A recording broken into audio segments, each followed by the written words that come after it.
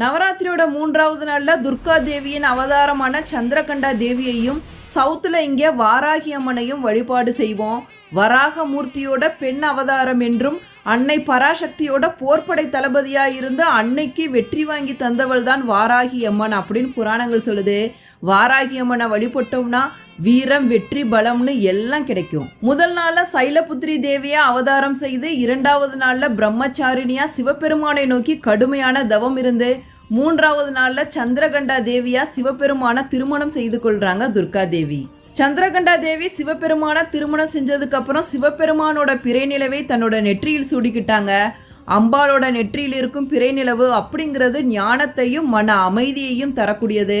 அம்பாள் வரும்போது எழும் மணியின் ஓசை வீட்டில் இருக்க எதிர்மறை சக்திகள் எல்லாத்தையுமே விரட்டக்கூடியது. சந்திரகண்டா தேவி 10 திருக்கரங்களுடன் பலவித ஆயுதங்களையும் தாமரை மலரையும் ஏந்தி காட்சி தராங்க.